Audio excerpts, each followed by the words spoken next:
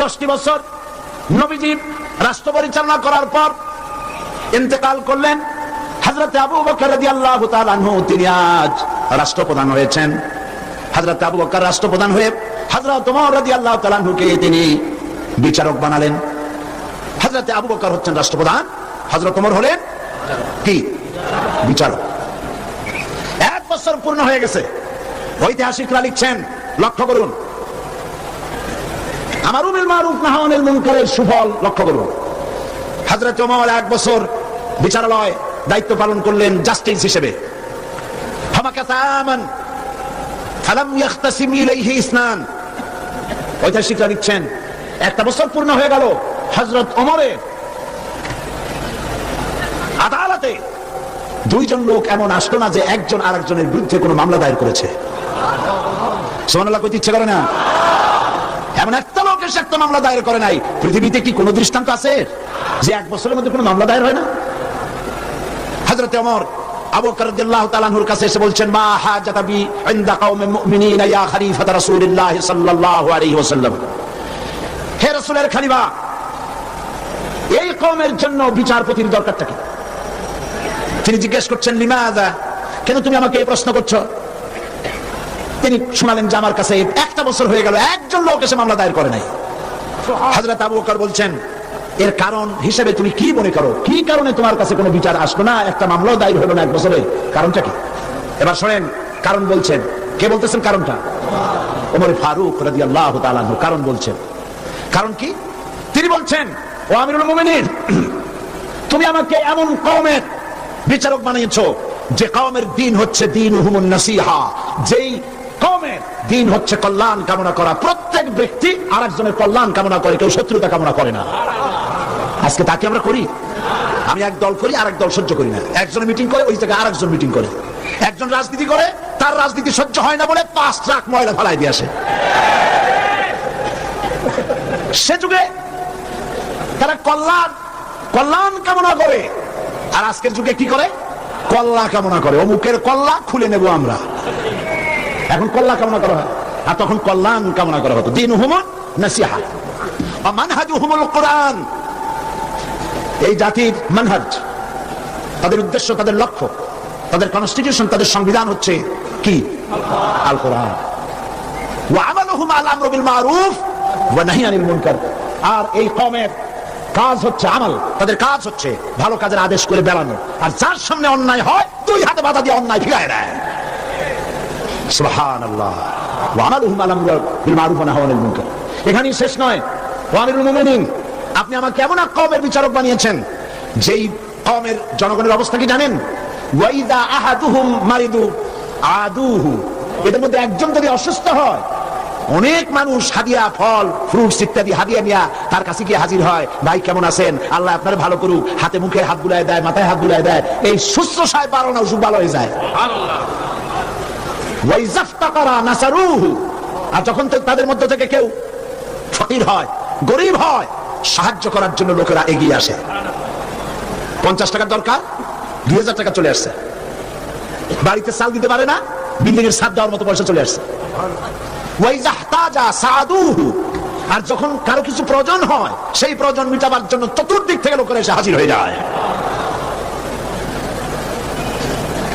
কুল্লু ওয়াহিদিন মিনহুম ইয়ারিফু হাদ্দাহু ফায়াকিফু ইনদাহু। এর প্রত্যেক ব্যক্তি তার নির্ধারিত সীমা চেনে। যেখানে আল্লাহ রাব্বুল আলামিন যে জিনিসটা হারাম করেছেন, ওই হারামের বর্ডারে গিয়ে দাঁড়ায় যায়, হারামকে ক্রস করে না। ফায়াকিফু ইনদাহু, সেখানে দাঁড়িয়ে যায়। ফাফিমা হুম ইয়াখতাসিমুনা ইলাইয়া ইয়া খলিফাত রাসূলুল্লাহ সাল্লাল্লাহু আলাইহি ওয়াসাল্লাম। সুতরাং এই জাতির জন্য বিচারকের দরকারটা কি? খামোখা সারা দিন আমি বসে থাকি, বিচারকের কোনো দরকার নাই। আহারে সুবহানাল্লাহ বলতে পারলেন না? রাসূলুল্লাহ এই সমাজ তৈরি করেছিলেন।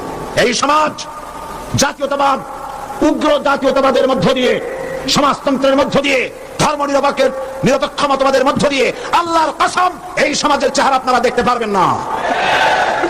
এই সমাজ যেটা রাসূলুল্লাহ করেছিলেন, সেই সমাজ যদি চান, এই সমাজ ভাঙতে হবে, নতুন সমাজ গড়তে হবে। দেন স্লোগান, এই সমাজ ভাঙতে হবে, নতুন সমাজ গড়তে হবে। এই সমাজকে ভেঙে দিয়ে, এই সমাজ ভেঙে দিয়ে নতুন যে সমাজ হবে, সেই সমাজ উগ্র জাতীয়তাবাদের সমাজ নয়, সমাজতন্ত্রের সমাজ নয়, ধর্মনিরপেক্ষতাবাদের সমাজ অবশ্যই নয়। সেই সমাজ হবে আল্লাহ রাব্বুল আলামিনের দেওয়া, রাসূলের দেওয়া ইসলামী সমাজ। এই ধরনের একটি সমাজকে আপনারা চান? এই ধরনের সমাজকে চান?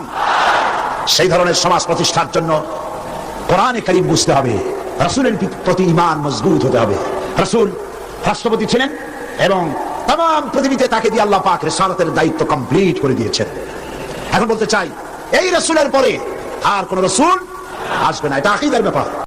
বিশ্বকবি কবি সম্রাট আল্লামা ইকবাল রহমতুল্লাহ আলাইহি ওদের সম্পর্কে বলেছেন, উনহি কা মাহফিল সওয়ারতা হো চরাগ মেরি হ্যায় রাত উনকি, উনহি কা মাহফিল সওয়ারতা হো চরাগ মেরি হ্যায় রাত উনকি, উনহি কা মতলব কহ রহা হো জুবান মেরি হ্যায় বাত উনকি, উনহি কা মাহফিল সওয়ারতা হো চরাগ মেরি হ্যায় রাত উনকি।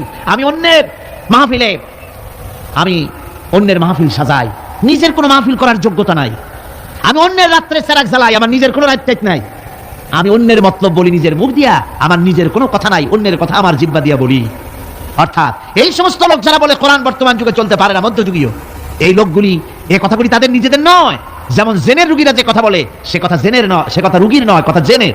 ওই রকম করে এই সব কথা যারা বলে, তাদের মাথার উপরে ভর করেছে কে? রাশিয়া। তাদের মস্তকের মধ্যে ভর করেছে পেন্টাগন, তাদের মস্তিষ্কে ভর করেছে শান্তিনিকেতন, দিল্লি, মস্কো, পিকিং। এই সমস্ত মাথার উপরে ভর করে ওদের মুখ থেকে কথা বেরোয়। তা নাহলে আজ পর্যন্ত কেউ বলতে পারেনি কোরআনে কারীমের মধ্যে এই আয়াতটা বর্তমান যুগে চলতে পারে না, এগুলো উলট পালট করে দেওয়া হোক, এই কথা কেউ বলতে পারে নাই। আমার বন্ধুগণ, মানুষের জ্ঞান সীমাবদ্ধ, মানুষ স্বার্থপর, সেই জন্য মানুষের আইন, মানুষের জন্য স্থায়ী কোনো আইন সে তৈরি করতে পারে না। মানুষ কিভাবে স্বার্থপর দেখুন। আমি যদি আপনাদেরকে বলি যে আগামীকাল আপনাদেরকে এইখানে একজন লোককে আমি দায়িত্ব দেব, সেই ব্যক্তি, তাকে ৫,০০০ কমলা দেওয়া হবে। এই ৫,০০০ কমলাগুলি এই প্যারেড ময়দানের আশেপাশে যত 10 বছরের নিচে যত ছেলেপেলে আছে, সমস্ত ছেলেপেলেদেরকে দাওয়াত দিয়ে চট্টগ্রামের সব ছেলেদেরকে, এই শিশু কিশোরদেরকে একটা একটা করে কমলা সকলের হাতে দিয়ে দিবেন। এই দায়িত্ব দেওয়া হলো সলিমুদ্দিন নামক কোনো ব্যক্তিকে। সলিমুদ্দিন সাহেব কমলা নিয়ে দাঁড়ায় থাকলেন, ছেলেরা আসছে, উনি কমলা দিচ্ছেন একটা একটা করে। কিন্তু সামনে কিছুক্ষণ পরে দেখা গেল তার নিজের ছেলে এসছে, তারপরে দেখা গেল তার বোনের ছেলে এসেছে, তার ভাইয়ের ছেলে এসেছে। এখন আপনারা বলেন, অন্য ছেলেদের চাইতে নিজের ছেলেকে 2-1টা কমলা বেশি দিতে ইচ্ছে করবে না সলিমুদ্দিন? করবে কিনা? কন করবে।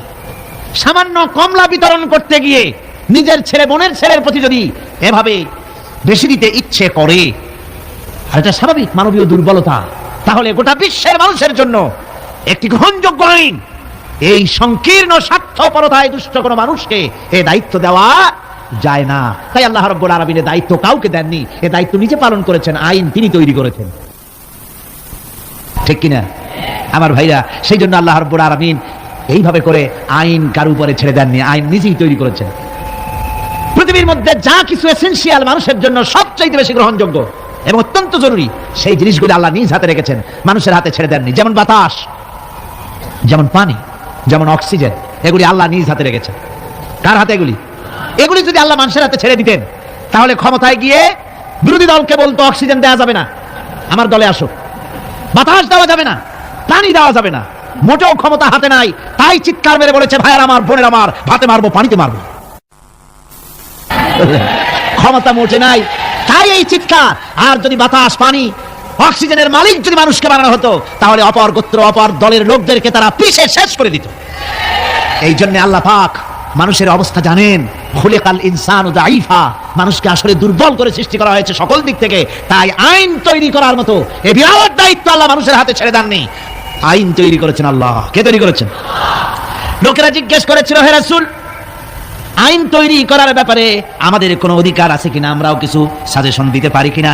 আল্লাহ পাক শুনিয়ে দিলেন, কুল ইন্নাল আমরা কুল্লুহু লিল্লাহ, কুল ইন্নাল আমরা কুল্লুহু লিল্লাহ, বলে দাও একমাত্র আল্লাহর আইন চলবে, আল্লাহর আইনের ভিতরে আঙ্গুল ঢোকাবার অধিকার কারণ নাই। জোরে বলেন সুবহানাল্লাহ। ব্যক্তির আইন, পরিবারের আইন, সমাজের আইন, রাষ্ট্রের আইন, জীবনের সব ক্ষেত্রে চলবে কেবলমাত্র আল্লাহ সুবহানাহু ওয়া তাআলা, তার বিধানই চলবে, মানুষেরটা চলতে পারে না। তবে মানুষ তাদের নিজস্ব জীবনযাত্রা প্রণালীতে কোন নতুন কিছু করতে চাইলে তা করতে হবে কোরআনের আলোকেই, সুন্নাহর আলোকেই। যেহেতু গতকাল আমি বলেছি কোরআনে কারীম কিন্তু আপনার কোরআনে কারীম সমস্ত নীতিমালার মূল নীতি হচ্ছে কোরআন। সমস্ত নীতিমালার মূল নীতি কোরআন। এখানে সব আছে। এখানে রাজনীতি, অর্থনীতি, সমাজনীতি, শ্রমনীতি, শিক্ষানীতি, যুদ্ধনীতি, বন্দিনীতি, স্বরাষ্ট্রনীতি, পররাষ্ট্রনীতি, সমস্ত গোষ্ঠী সুদ্ধা সব কোরআনের মধ্যে আছে। আল্লাহ বলেছেন তিবিয়ানান লিকুল্লি শাই, সবকিছুর বর্ণনা কোরআনে কারীমের মধ্যে আমি করে দিয়েছি। খুলে খুলে কোরআনে কারীমের মধ্যে বলে দিয়েছি, কোনো জিনিস বাদ দেওয়া হয়নি। গতকাল বলেছিলাম সেই পিঁপড়া থেকে শুরু করে হাতি পর্যন্ত, মাকড়সা থেকে শুরু করে মৌমাছি পর্যন্ত কোনো জিনিস বাদ আছে? কর বলেন। পিঁপড়ার নামে সূরা আছে না? হাতির নামে সূরা আছে?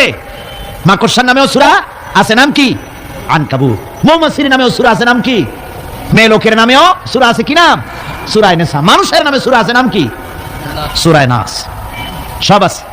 আবার পৃথিবীর মধ্যে লোহাকেও বাদ দেওয়া হয়নি কোরআন থেকে, যেহেতু লোহা হচ্ছে মানুষের জন্য সবচেয়ে বেশি প্রয়োজনীয় জিনিস। যদিও সোনার দাম বেশি, কিন্তু প্রয়োজনীয় বেশি লোহা, সেই জন্য লোহার দাম আল্লাহ কমায় রেখেছেন। লোহার উৎপাদন বেশি করে বাড়িয়ে দিয়েছেন। খনিজ দ্রব্য লোহা, আপনার খনিজের মধ্যে, খনির ভিতরে লোহা আল্লাহ পাক বেশি বেশি পয়দা করছেন সারা পৃথিবীতে, যাতে মানুষ এর দ্বারা উপকৃত হতে পারে। লোহা এত জরুরি মানুষের জন্য, এই লোহা না হলে আপনার আমার বক্তৃতা শুনতেই পেতেন না। এই লোহার মাধ্যমেই যাচ্ছে। আমার সামনে যে স্ট্যান্ড আছে এটা লোহার তৈরি। তারপরে এর যে অ্যাম্পলিফায়ার আছে সেখানে লোহা আছে। এর ইউনিটির ভিতরে লোহা আছে। আপনি যে কাপড় সেলাই করছেন সেখানে লোহা আছে। সুই, আপনার কাগজপত্র ছাপতেছেন সেখানেও লোহা আছে। আপনার সুই থেকে শুরু করে প্লেন পর্যন্ত, এমনকি আপনি যে খাবার দাবার উৎপাদন করেন জমিন থেকে, জমিন চাষ করেন, তাও কাঠ দিয়ে হতো না যদি লাঙ্গলের মাথায় লোহার ফলা না থাকতো। লোহার ব্যবহার পৃথিবীর সর্বত্র। সুবহানাল্লাহ, সুবহানাল্লাহ বলেন। সুতরাং লোহাকে বাদ দেওয়া হয়নি, কোরআনে কারীমের সব কথা বলে দেওয়া হয়েছে। সমস্ত কথা খুলে খুলে কোরআনে কারীমের মধ্যে আল্লাহ পাক স্পষ্ট করে বলে দিয়েছেন। আর বলেছেন এই কোরআনের আইন মেনে এর উপরে যদি তোমরা জীবন চালাতে পারো তাহলে কি হবে? আল্লাহ রাব্বুল আলামিন কোরআনে কারীমের মধ্যে পরিষ্কার করে বলে দিয়েছেন, কোরআনের আইন মেনে যদি চলো, আমার উপরে যদি মানানো আর আমাকে ভয় করার নীতি যদি অবলম্বন করে চলো, ওয়ালাউ আন্না আহলাল কুরা আমানু ওয়াত্তাকাউ লাফাতাহনা আলাইহিম বারাকাতিম মিনাস সামাই ওয়াল আরদ। জনপদের লোকেরা, দেশের লোকেরা যদি আমার উপর ঈমান আনে আর আমাকে ভয় করার নীতি যদি অবলম্বন করে চলে, আল্লাহ পাক বলেছেন তাহলে আমি আকাশ এবং জমিনের সব বরকতের দরজা ওদের জন্য খুলে দেব। সুবহানাল্লাহি ওয়া বিহামদিহি। আকাশ এবং জমিনের বরকতের সব দরজা ওদের জন্য খুলে দেব যদি আমার উপরে আমাকে ভয় করো আর আমার উপরে ঈমান আনার নীতি নিয়ে যদি জীবন গড়ো। সুতরাং এই পৃথিবীতে শান্তি প্রতিষ্ঠা করতে হলে, শান্তি পেতে হলে তার পূর্ব শর্ত হচ্ছে জমিনে আইন চালু করতে হবে। কার? আরো জোরে বলে কার? আল্লাহ রাব্বুল আলামিনের এই আইন পৃথিবীর বুকে চালু করার কারণেই জনাবে মুহাম্মদুর রাসূলুল্লাহ সাল্লাল্লাহু আলাইহি ওয়াসাল্লাম এমন এক সমাজ কায়েম করেছিলেন যেখানে চুরি ছিল না, ডাকাতি ছিল না, জিনা ছিল না, ব্যভিচার ছিল না। আল্লাহর নবী বলেছিলেন খায়রুল কুরুনি কারনি, সর্বশ্রেষ্ঠ যুগ হতেছে আমার যুগ। এমন যুগ তৈরি হয়ে গেল, মানুষ না খেয়ে মরে না, বেকার সমস্যার সমাধান হয়ে গেছে, মানুষের দ্বারা মানুষ আর লাঞ্ছিত হয় না, অপমানিত হয় না। এমন মুসলমান আল্লাহর নবী জনাবে মুহাম্মদুর রাসূলুল্লাহ তৈরি করেছিলেন এই কোরআন দিয়ে। কি দিয়ে করেছিলেন? কোরআন দিয়ে। ইতিহাস লিখতেছে সেই জামানায় একটা সুন্দরী যুবতী মেয়ে মদিনা থেকে কোথাও যাচ্ছিল, যাওয়ার পথে যখন সন্ধ্যা হয়ে গেল তখন ওই যুবতী মনে করলো একাকিনী আমি বেরিয়েছি, এখন যদি কোনো পর পুরুষের সামনে পড়ে যায় তাহলে তো আমার সতীত্ব আর বাঁচবে না, অলঙ্কারাদি লুণ্ঠিত হবে। এই মনে করে ভয়তে মহিলা বসে পড়েছে জমিনের উপরে। জমিনের উপরে ভয়তে বসে পড়েছে। দেখা গেল যুবক ছেলেটি তার দিকে এগিয়ে আসতেছে। যুবক এবার যুবতীর কাছে এসেছে, ময়দানে আর কোনো মানুষ নাই। যুবক ছেলেটি যুবতীর দিকে তাকিয়ে বলে, মা আমাকে দিয়ে তোমারও কোনো ক্ষতি হবে না, তুমি কোথায় যাবে আমাকে বলো, আমি নিরাপদে পাহারা দিয়ে তোমাকে তোমার গন্তব্যে পৌঁছে দেব। আমার পরিচয় শোনো, আমি মুসলমান। সুবহানাল্লাহ। রাসূলুল্লাহ এরকম মুসলমান তৈরি করেছিলেন। সুবহানাল্লাহ বলেন। এরকম মুসলমান তৈরি করেছিলেন জনাবে মুহাম্মদ রাসূলুল্লাহ সাল্লাল্লাহু আলাইহি ওয়াসাল্লাম। এভাবে মুসলমান তৈরি করেছেন যেই মুসলমানদের কোনো মানুষের কোনো ভয় ছিল না, সমাজে চুরি ডাকাতি জেনাবে বিচার সব বন্ধ হয়ে গিয়েছিল। রাসূলের সেনাবাহিনী কেমন ছিল জানেন? রাসূলুল্লাহ কোরআন দিয়ে এমন সেনাবাহিনী তৈরি করেছিলেন, সিরিয়া দখল হলো মুসলমানদের হাতে। আর এই সিরিয়ার রাস্তা দিয়ে যখন মুসলমানেরা যাচ্ছে, বিজয়ী মুসলমানেরা, সিরিয়ার সুন্দরী মহিলারা মনে করলো আমরা তখন ধর্ষিত হব, লাঞ্ছিত হব, এখন তারা আমাদের কোনো বাঁচার পথ নাই, আমাদের সর্বনাশ হয়ে যাবে। তারা তখন ভয় করতে লাগলো, মনে করলো যে ঘরের মধ্যে ঢুকে তারা আমাদেরকে লাঞ্ছিত করবে, তার চাইতে আমরা রাস্তায় দাঁড়িয়ে থাকি, যা আছে কপালে তাই হবে।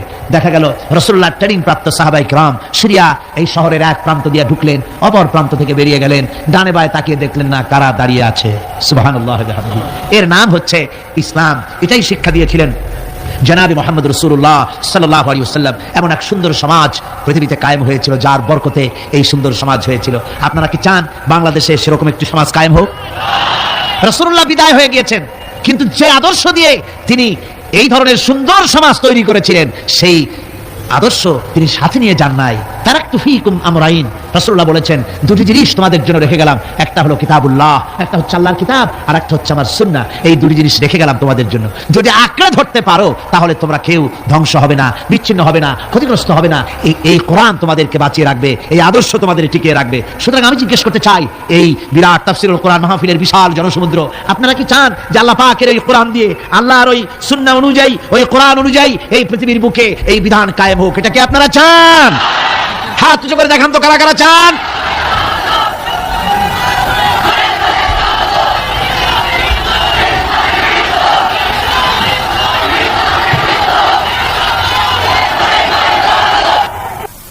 সুতরাং কোরআনে কারীমের আজকের যে জায়গা থেকে আমি আলোচনা করতেছিলাম, সেখানে পরিষ্কার কথা বলে দেওয়া হয়েছে যে পৃথিবীতে নবী আগমন এজন্য শুধু নয় যে আপনাদেরকে আমাদেরকে শুধুমাত্র কিছু জামা কাপড় আর কিছু সুন্নতের কিছু ট্রেনিং তিনি দিবেন, এতটুকু নয়। নবীর আগমন ঘটেছে একেবারে মাথার চুল, হাতের নখ কাটা থেকে শুরু করে রাষ্ট্র পরিচালনা পর্যন্ত সব শিখাবেন নবী। সব কে শিখাবেন? নবী শিখাই দিবেন সবকিছু, কোনো কিছু বাদ থাকবে না। আর মানুষের তৈরি করা মতবাদ প্রতিষ্ঠিত থাকবে না, প্রতিষ্ঠিত হবে আল্লাহর আইন। প্রতিষ্ঠিত হবে কার আইন? আল্লাহ রাব্বুল আলামিন বলছেন হুয়াল্লাযী আরসালা রাসূলাহু বিল হুদা ওয়া দীনিল হক লিইয়ুযহিরাহু আলা দীনি কুল্লি।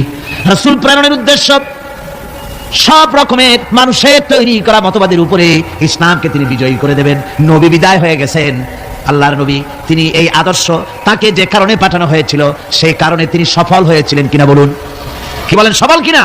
পরিপূর্ণ সফল। মুহাম্মদ সাল্লাল্লাহু আলাইহি সাল্লাম রাষ্ট্র পরিচালনা করেছেন, নিজে প্রেসিডেন্ট হয়েছেন, রাষ্ট্র পরিচালনা করে, ইসলামী রাষ্ট্র গঠন করে, তারা প্রেসিডেন্ট হয়ে রাষ্ট্র পরিচালনা করে দুনিয়ার মানুষকে তিনি দেখায় গেছেন। সুবহানাল্লাহি ওয়া বিহামদিহি। রাসূল বিদায়ের পরে এই দায়িত্ব কাদের এখন? মুসলমানদের। জোরে বলেন, দায়িত্ব কাদের? এ দায়িত্ব আজ মুসলমানদের। আমরা কি সে দায়িত্ব পালন করছি? না, পরিপূর্ণরূপে সে দায়িত্ব আমরা পালন করছি না। আমরা দায় সারা গোছের কাজ করে যাচ্ছি, আমরা দায় সারা গোছের কাজ করে যাচ্ছি। আমরা দুনিয়ার সকল মতবাদের সাথে সম্পর্ক রাখি, ইসলামের সাথেও রেখে গতকাল যে আলোচনা করেছিলাম, খানিকটা মুনাফিকি আচরণ করে যাচ্ছি। কথা ঠিক কিনা? খানিকটা মুনাফিকি আচরণ করে যাচ্ছি। আমাদেরকে স্পষ্টভাবে ইসলামের ময়দানে আসতে হবে। আজকে বলেন আপনারা, আমার দেশের কোর্ট কাছারিতে আল্লাহ বলছেন আমার দিন প্রতিষ্ঠা হবে, আমার দেওয়া জীবন ব্যবস্থা প্রতিষ্ঠিত হবে সকল মতবাদের উপরে। তাহলে বলেন, আমাদের কোর্ট কাছারিতে যে বিচার হয়, ফায়সালা হয়, তা কি কোরআন অনুযায়ী হয়? আমার দেশের চোরের শাস্তি কি কোরআন অনুযায়ী হয়? জিনাকারের শাস্তি কি কোরআন অনুযায়ী হয়? মদখোরের শাস্তি, ডাকাতের শাস্তি, হত্যাকারীর শাস্তি কি কোরআন অনুযায়ী হয়? হয় না।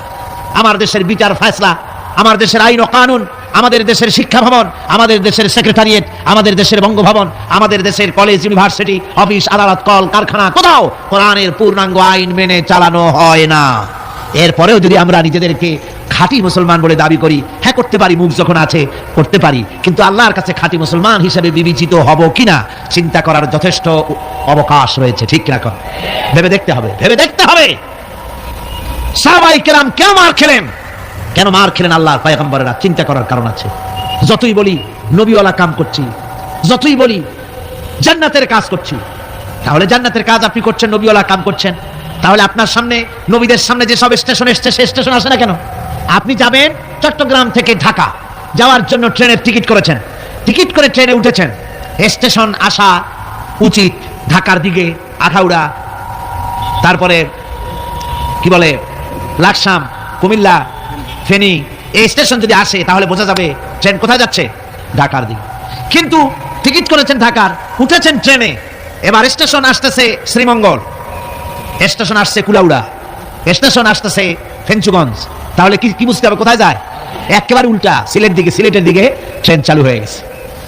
কাজে আপনার কাজ যদি সত্যিই নবীওয়ালা হয়, সত্যিই ইসলামের উপরে ভিত্তি করে হয়, তাহলে স্টেশন আসবে আবু জাহাল, স্টেশন আসবে আবু লাহাব, আসবে উতবা, আসবে মুগীরা, আসবে হিন্দা, আসবে ওহুদ, আসবে বদর, আসবে ফাতে মক্কা। যদি এই সব স্টেশন না আসে, এসব স্টেশনের পরিবর্তে আসে কমলা, আঙ্গুর, বেদানা, হাদিয়া, নাজরানা, তাহলে বুঝতে হবে ট্রেন ঠিক মতো যাচ্ছে না।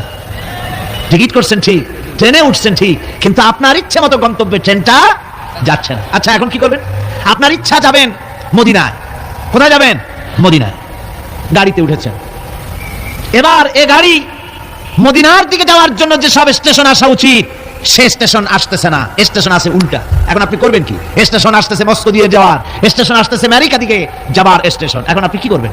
আপনি যদি আপনার সিটে বসে ড্রাইভারকে গালাগালি করেন তাতে কোনো ফায়দা হবে? আপনি যদি আপনার সিটে বসে রাগ করে নিজের চুল আর দাড়ি টানিয়ে টানিয়ে ছেড়েন, যাবো আমি মদিনায় নিয়ে যাই আমার মস্কো কি সর্বনাশ, এ যদি রাগ করে দাড়ি চুল ছেড়েন তাতে কোনো ফায়দা হবে? তারপরে রাগ করে নিজের সিটটা যেদিকে ট্রেন যাচ্ছে ওদিক থেকে ঘুরাইয়া পিছনের দিকে দিয়ে দিলেন, তাতে কোনো লাভ হবে? কিসে লাভ হবে? লাভ হবে চেইন পুল করতে হবে, গাড়ির চেন টানতে হবে, গাড়ি ঝাঁকুনি খেয়ে দাঁড়ায় যাবে। ড্রাইভারকে বলতে হবে, বেটা এই গাড়ি 95% যাত্রী মদিনার, আর তুমি নিয়ে চলেছো গাড়িকে দিল্লির দিকে, নিয়ে চলেছো পেন্টাগনের দিকে, গাড়ি ফিরাও। যদি যাত্রীর অধিকাংশ যাত্রীদের দাবি অনুযায়ী গাড়ি যদি না ফিরায় তাহলে 2 নম্বরের কাজ হলো যাত্রীদেরকে ইঞ্জিনে যে দখল করে আছে যে ড্রাইভার তাকে কিক আউট করে দিয়ে ইঞ্জিন নিজের দখলে এনে একদম মদিনার দিকে ঘুরিয়ে দেওয়া, এটাই হলো একমাত্র পথ।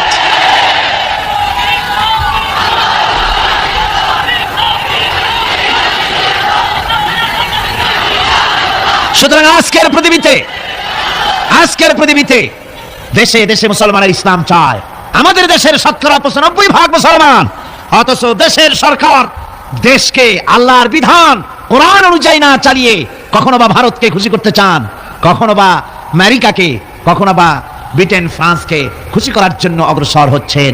এজন্য গোটা জাতির ঐক্যবদ্ধ প্রচেষ্টা চালানো দরকার। যে জন্য নবীরা এসেছেন সেই উদ্দেশ্যে নিজেকে প্রস্তুত করা। কথা বুঝতে পেরেছেন? নিজেদেরকে প্রস্তুত করতে হবে, অনুরোধ বিনোদে কাজ হবে না। গতকাল বললাম একটা নাস্তিক কমিউনিস্টের প্রচার করা উঠান নামক নাটকটি, যেটা রয়েছে সম্পূর্ণ ইসলাম বিদ্বেষী, কোরআন বিদ্বেষী, ওই নাটক প্রচার করলে সরকারকে আমরা মনে করব মুনাফিকি রোগে পেয়েছে। বলছিলাম কাজ, আজকে খবর পেলাম আমাকে একজন বলেছেন আজকে রাতেই নাকি সেই বন্ধ করা নাটক আবার চালু হয়েছে। তাহলে কি বুঝলাম? আমরা বুঝতে বাধ্য হলাম এ সরকার নিজে চলে না, ভারত চালায়। সরকার আজ ভারতের গোলামে পরিণত হওয়ার প্রচেষ্টা চালাচ্ছে। এর অবস্থা শুভ হবে না জাতির জন্য। এই অবস্থা শুভ হবে বলুন? আদৌ শুভ হবে না। সরকারকে বলতে চাই, কোরআনের মাহফিল থেকে সরকারকে জানাতে চাই, ভারতের চাইতে আল্লাহরে বেশি ভয় করুন। কারে বেশি ভয় করতে হবে? ওই ভারতের বাবার ক্ষমতা নাই। আল্লাহ যদি ক্ষমতা ছিনায় নেওয়ার ইচ্ছে করেন তারপরে এক মুহূর্ত তোমাদেরকে টিকিয়ে রাখার পারবে ভারত? পারবে আমেরিকা? কেউ পারবে? কেউ পারবে না। সুতরাং ভারতকে ভয় নয়, ভয় করতে হবে আল্লাহকে। কাকে ভয় করতে হবে? সে আল্লাহ রাব্বুল আলামিনকে ভয় করে এগিয়ে আসতে হবে। আমরা সরকারকে, যে কোনো সরকার যখনই এসেছে কোরআনে কারীমের মাহফিল থেকে আমরা তাদেরকে সতর্ক করেছি, ঠিক না? বিগত 14 বছরের ইতিহাস, এই তাফসীরুল কোরআন মাহফিলের 14 বছরের ইতিহাস, হাজার হাজার অডিও ভিডিও ক্যাসেট সাক্ষী। কোরআনে কারীমের আলোকে সরকারকে আমরা গঠনমূলক সমালোচনা করেছি। আমরা কখনো ডিস্ট্রাকটিভ সমালোচনা করি নাই, কনস্ট্রাকটিভ সমালোচনা করেছি, ঠিক না? আমরা চাই যারা ক্ষমতায় আছে তারা ইসলামের বিধান অনুযায়ী দেশের 95% জনতার মন মানসিকতা অনুযায়ী দেশ পরিচালনা করুন। যদি না পারেন, ব্যর্থ হন, তাহলে অশান্তি, আল্লাহর গজব অপেক্ষা করছে। যে গজবে অতীতের লোকেরা ভুগেছে সেই গজবও অপেক্ষা করছে, ঠিক কিনা? কোরআনে কারীমের এত বড় বিশাল মাহফিল, এই মাহফিলে শরীক হতে পেরে আমরা ধন্য। আমরা আল্লাহর কাছে শুকর আদায় করি, সকলে বলি আলহামদুলিল্লাহ। মহব্বতের সাথে জোরে সোরে সবাই পড়েন আলহামদুলিল্লাহ। কোরআনে কারীমের আলোচনা শোনার জন্য আপনারা যেভাবে এসেছেন, আগামীকালও এবং আর কয়দিন আছে? 3 দিন, একদিন করে নিয়ামতের দিনগুলি ফুরিয়ে যাচ্ছে। আপনারা আপনাদের বন্ধু বান্ধবদের সকলকে দাওয়াত দিয়ে নিয়ে আসবেন। এই মাহফিল এমনই এক বরকতপূর্ণ মাহফিল যে বাংলাদেশের অনেকগুলি জেলা থেকে এই শীতের প্রচন্ডতা উপেক্ষা করে, পকেটের পয়সা খরচ করে কোরআনে কারীমের এই তাফসীর শোনার জন্য এই মাহফিলে হাজির হয়। সবাই বলেন আলহামদুলিল্লাহ। এই বরকত থেকে মাহরুম হবেন না।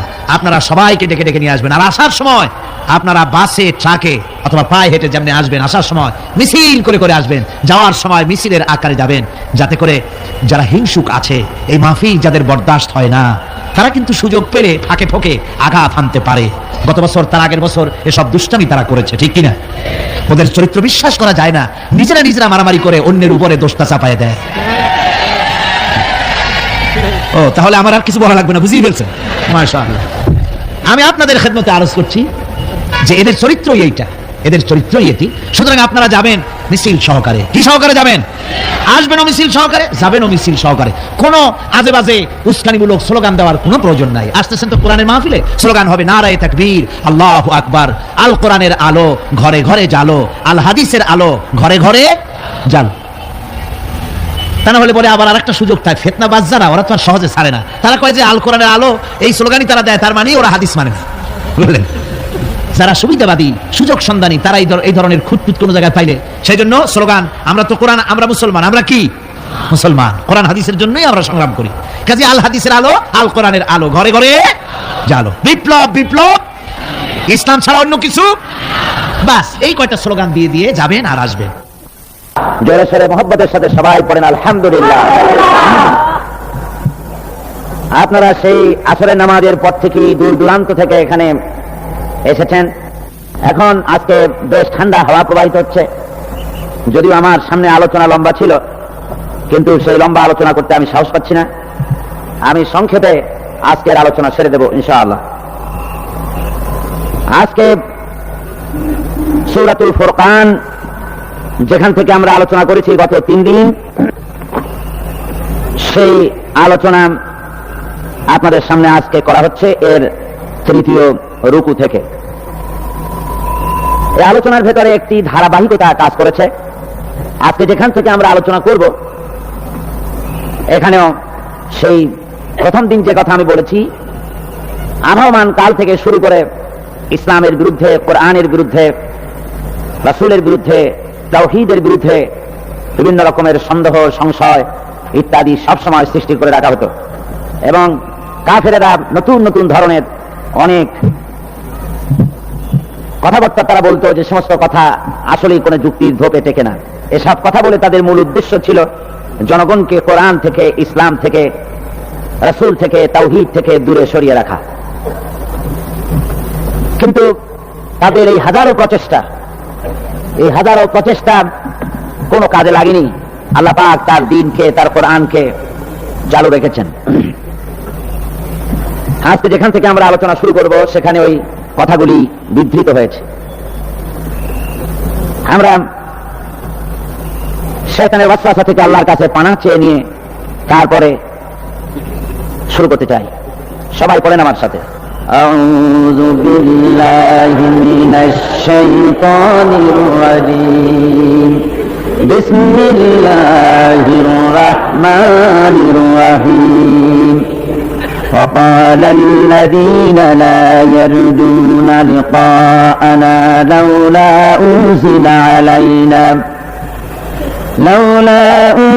علينا الملائكة أو نرى ربنا لقد استكبروا في أنفسهم وعتوا عتوا كبيرا يوم يرون الملائكة لا بشرى يومئذ للمجرمين ويقولون حجرا محجورا صدق الله العظيم।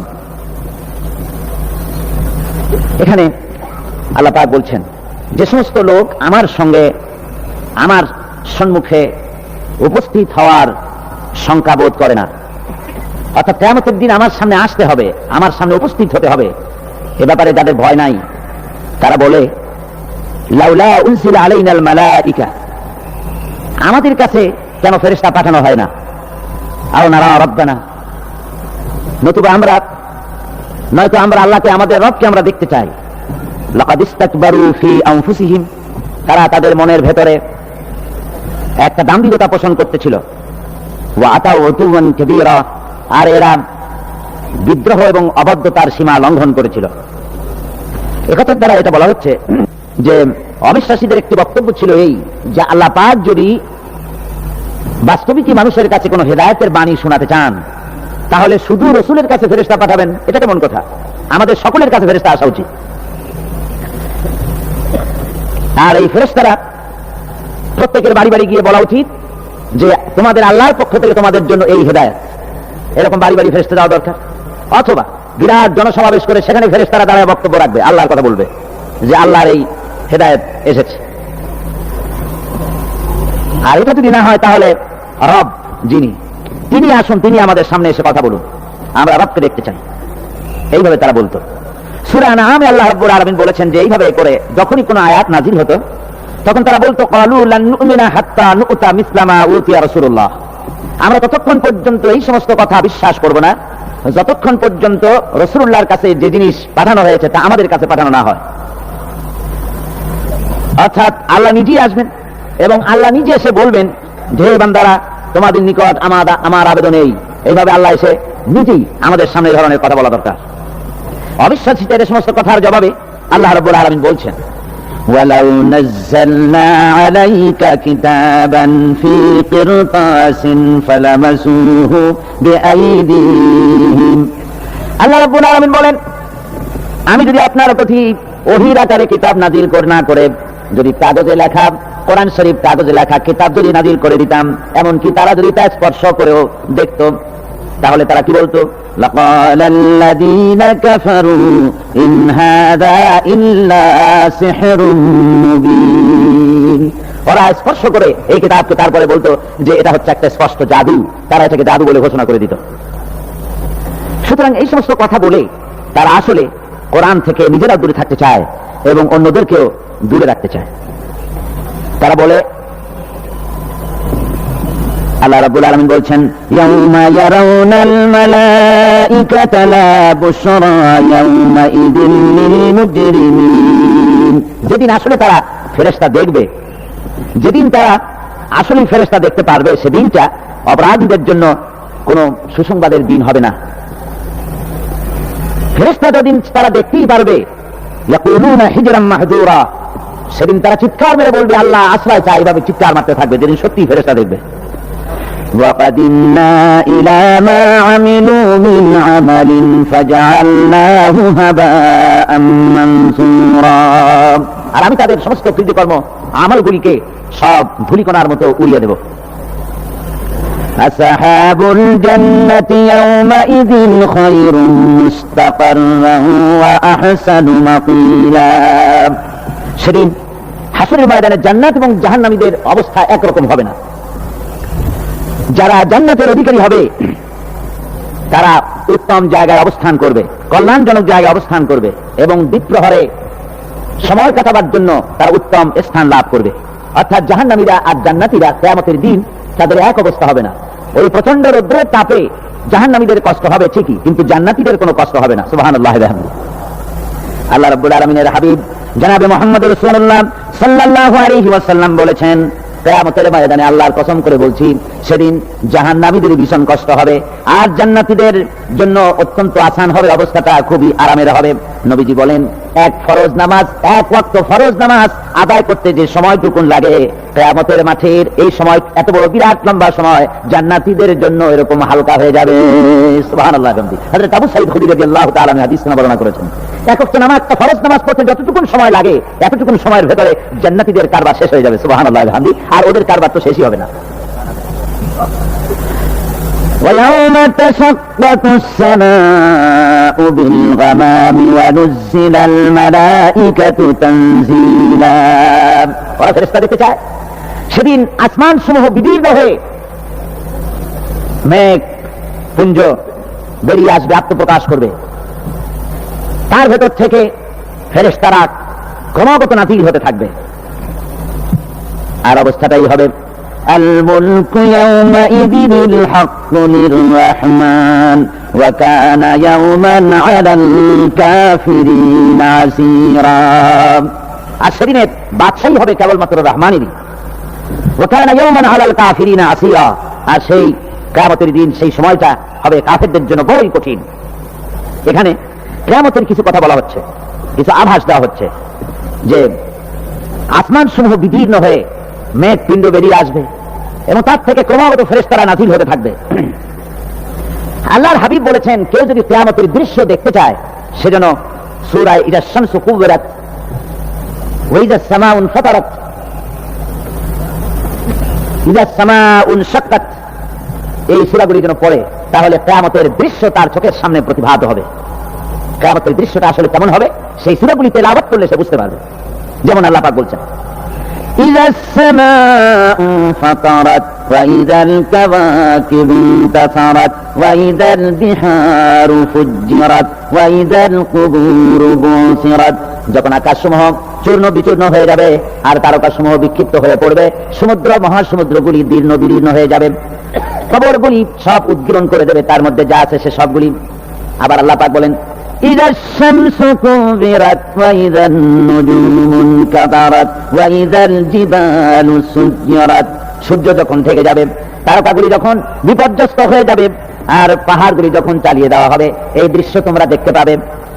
فإذا النجوم طمست وإذا السماء فرجت وإذا الجبال نسفت। সেদিন অবস্থা এমন হবে, সমস্ত তারকাগুলি স্তিমিত হয়ে যাবে আর আকাশসমূহ দীর্ণ বিদীর্ণ হয়ে যাবে, আর দেখতে পাবে পাহাড়গুলি সমস্ত পাহাড়গুলিকে উড়িয়ে দেওয়া হবে। আবার অবস্থা আরো কি হবে, فإذا برق البصر وخسف القمر وجمع الشمس والقمر। যখন চক্ষু বিস্ফারিত হয়ে যায় মানুষের, চাঁদ আর সূর্য নিষ্প্রভ হয়ে যাবে, সব একাকার হয়ে যাবে, চন্দ্র এবং সূর্য তার অস্তিত্বকে হারিয়ে ফেলবে।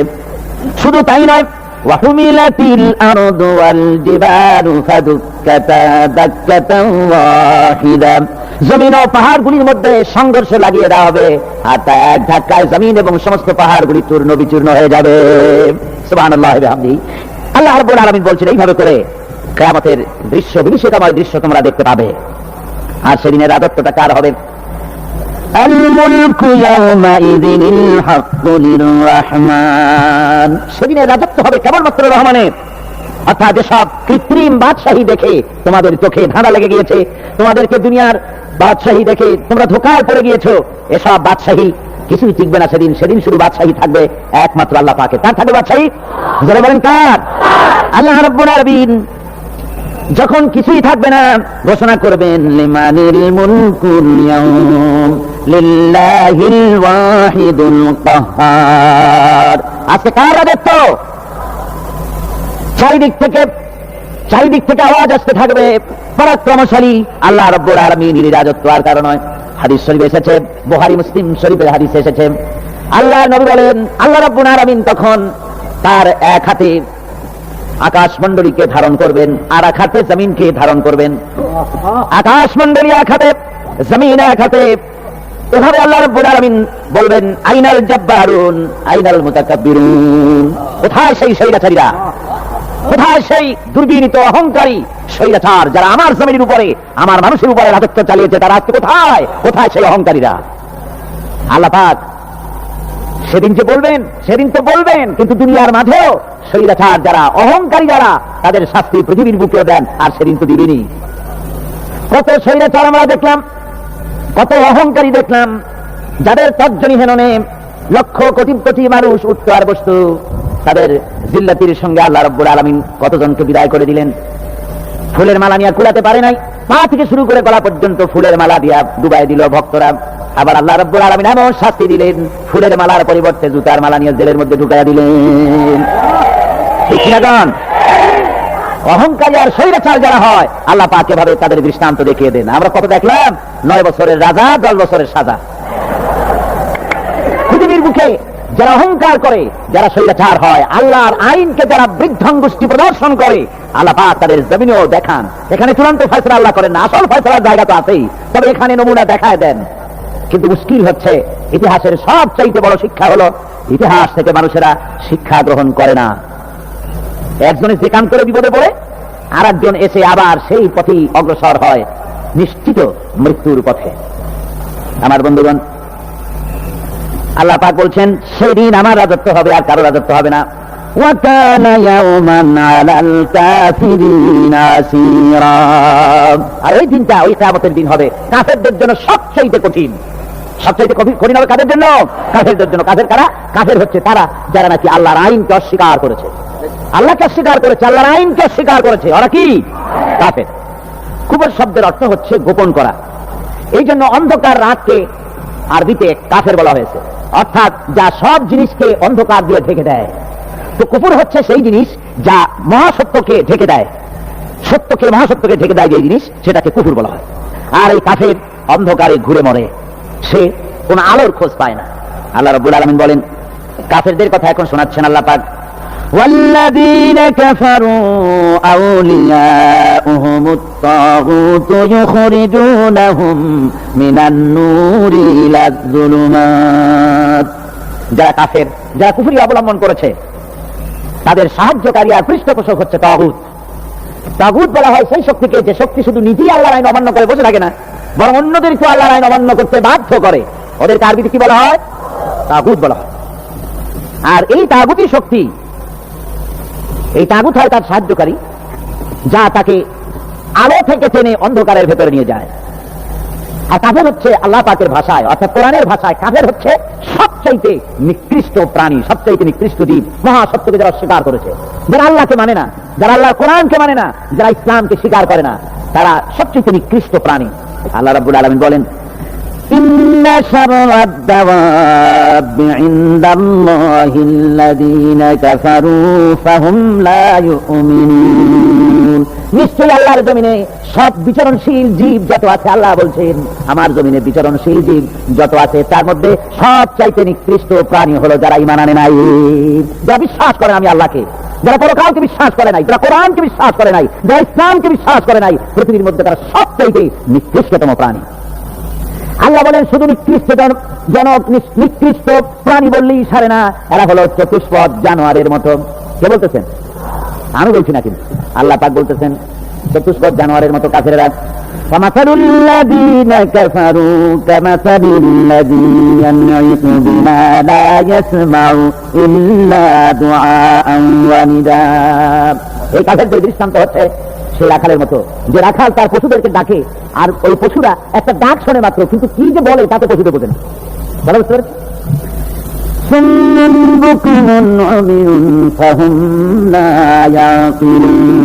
এরা বোবা, এরা বধির, এরা অন্ধ, এ কারণে কোনো কথা বোঝে না। এরা চতুষ্পদ জানোয়ারের চাইতে নিকৃষ্ট, যাদেরকে আমি আল্লাহ বলেন, যাদেরকে আমি চোখ দিলাম, চোখ থাকতে হক দেখলো না, সব দেখলো, হক দেখে নাই চোখ দিয়া, এই চোখ দিয়া সব দেখলো, নারীর সৌন্দর্য উপভোগ করলো, আর নারীর অঙ্গ প্রত্যঙ্গ নিয়ে নানা ধরনের গল্প লিখলো, কবিতা লিখলো, কিন্তু এই সৌন্দর্য যিনি দিলেন তারেও চিনল না। একদা সুখদায়ক প্রমোদা বদন দর্শন করিব ঝরিল নয়ন, হেসে কহে সে রূপসী সবিস্ময় মন, কহ দেখি মহাশয় কহ কি কারণ, বিষয় বিরাগী তুমি ভুবনে প্রচার, কি হেতু জন্মিল তব মানস বিকার, সামান্য ললনারূপ করি দর্শন, উচিত না হয় তব অশ্রু বরিশন। বুজুর্গ ব্যক্তি ওই মহিলার দিকে তাকিয়ে তাকিয়ে কাঁদতেছেন। সুন্দরী মহিলা বলেন, আল্লাহর বুজুর্গ বান্দা, আপনি এলাকার ভিতরে বুজুর্গ এবং পীর হিসাবে, বুজুর্গ ব্যক্তি হিসাবে আপনি বিখ্যাত। আজকে আমাকে এখানে দেখে আপনি আমার দিকে তাকায় আমার রূপ উপভোগ করতেছেন আর কাঁদতেছেন। আপনার মতো সংসারে বিরাগী মানুষ আমার মতো একটা সুন্দরী মেয়েকে দেখে ভাবে কাঁদা ঠিক না। বুজুর্গ ব্যক্তি বলছেন, হেসে কহিলাম বলে করহ শ্রবণ, নেত্র ঝরে তব হেতু ভেব না এমন, যে শিল্পী রচিল ওই সুধাংশু বদন, তাহার তরে ঝরে নেত্র নয়নে জীবন। আল্লাহর বান্দি, আমি তোমাকে দেখি কান্দি না, আমার চোখে পানি বেরিয়ে গেছে। তোমারে দেখে আমি মনে মনে ভাবলাম, এত সুন্দর করে যিনি মানুষ বানিয়েছেন, না জানি ওই আল্লাহ রাব্বুল আলামিন কত বড় সুন্দর। আমার ভাইরা, সুতরাং চোখ থাকতে ওরা আল্লাহ রাব্বুল আলামিনের কুদরত ওরা দেখে নাই, কান থাকতে কোরআনের আওয়াজ ওদের কানের মধ্যে ঢোকে নাই, বিবেক থাকতে আল্লাহর দ্বীনকে বুঝতে পারে নাই, চিন্তা করতে পারে নাই। আল্লাহ রাব্বুল আলামিন বলেন, উলাইকা কাল্লানাম, এরা হলো চতুষ্পদ জানোয়ার, বালহুম আদল। শুধু জানোয়ার না, জানোয়ারের চাইতেও নিকৃষ্ট। এমনই জানোয়ার, আল্লাহ বলেন শুধু জানোয়ার না, জানোয়ারের মতো শুধু খায় জন্মের মতো। والذين كفروا يتمتعون ويأكلون كما تأكل الأنعام। এই কাফেরগুলির কাম শুধু ফুর্তি করা, গান বাজনা, নাটক, গল্প, এই সব কাজ তাদের। নামাজ নাই, রোজা নাই, আল্লাহর চিন্তা নাই, তাহাজ্জুদ নাই, পরহেজগারি নাই, শুধু গান আর নাচ। দেখেন না ফুর্তি। এই যে 1 জানুয়ারি রাত 12টার সময় আমার ঘুম ভেঙে গেল, এই যেখানে আমি ছিলাম, বিকট আওয়াজ। আমি মনে করলাম পাশের বাড়ি বুঝি ডাকাত পড়ছে। পরে বাড়িওয়ালা আমাকে বললেন যে ডাকাত না, বোধহয় এই নিউ ইয়ার সেলিব্রেট হচ্ছে, নতুন বৎসর উদযাপন হচ্ছে, বোমা দিয়ে শহরবাসীর আরামের ঘুম হারাম করে এগুলি করা হচ্ছে। এ তো গেল 1 জানুয়ারি। আর যখন আমাদের নিজেরটা যখন আসে, অর্থাৎ 1 বৈশাখ, তখন দেখছেন অবস্থা 1 বৈশাখে এবছর আমাদের দেশে পয়লা বৈশাখে ঢাকায় যে দৃশ্য আমি টিভির মধ্যে দেখলাম, তাতে আমার মনে হয়নি যে 12 কোটি মুসলমানের দেশে রাজধানীতে এই দৃশ্য হচ্ছে। আমার মনে হচ্ছিল এটা বুঝি কলকাতা অথবা অন্য কোনো শহর হবে। আমি দেখলাম সমস্ত যুবক যুবতী, নারী পুরুষ, বিভিন্ন বয়সের লোক সব একসঙ্গে রাস্তায় নেমেছে, নাচতেছে। তার মধ্যে বুদ্ধিজীবী আছে, শিক্ষিত লোক আছে, সমানে নাচতেছে।